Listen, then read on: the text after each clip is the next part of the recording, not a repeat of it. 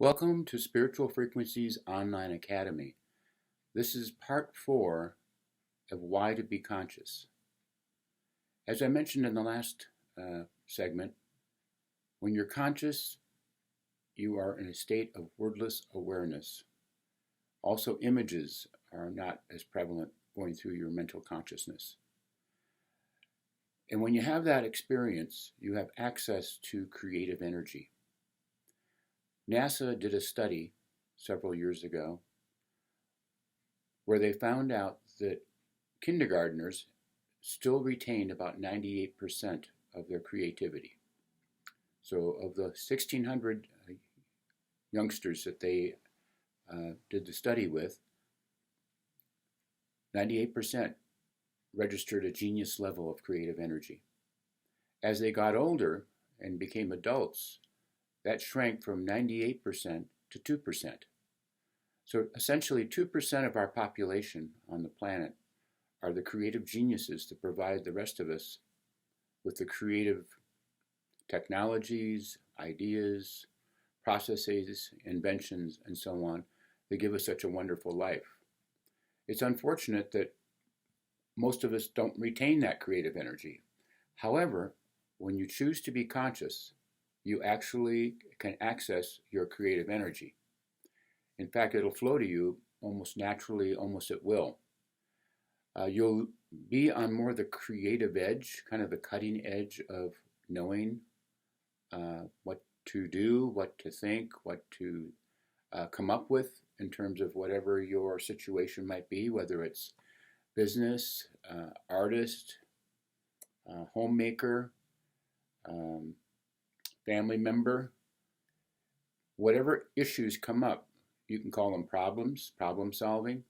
You will come up with a host of creative ideas to work with, overcome,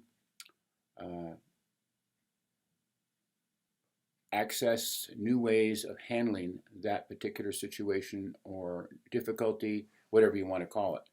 That's a wonderful opportunity to not be stuck in fear, not to be stuck in anger, not to be stuck in what to do.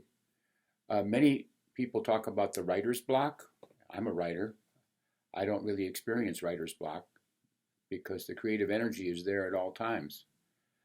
Sometimes I need to have a new creative idea to move on to the next step. And when I'm conscious, those ideas begin to flow. So you might want to experiment with and test and actually be conscious as much as you possibly can. And double check and check what I'm saying is valid for your own life. Another feature of being in a state of creative energy or being conscious is you get a feeling of wholeness. It's unfortunate in our particular culture as we move away from being a youngster, being access to play and creative ideas that spontaneously arise.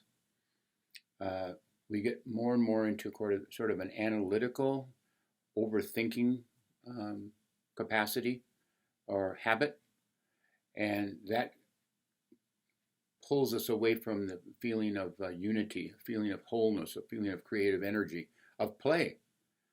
So in ancient India, they used the word lila, the play of the gods. So if you're really in a lifestyle where you don't have a sense of joyful play, creative energy is not going to flow as easily. It also indicates perhaps you're not experiencing being more conscious as you go about your day. So I highly recommend that you spend time being aware in the moment, the so-called now. If your thoughts continue to propel you off in different directions, which you're usually in the past and in the future, just simply observe it, gently let it go, and move on. It builds up a habit, a positive habit of being in the moment, of being creative, of being conscious in the moment, and experiencing creative ideas that will flow to you.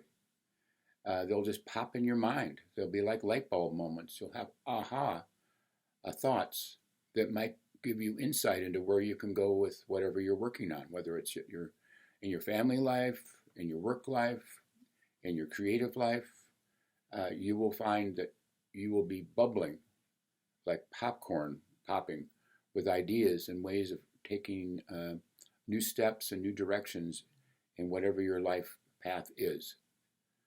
So, with that, I hope to see you soon and share with you more of why to be conscious.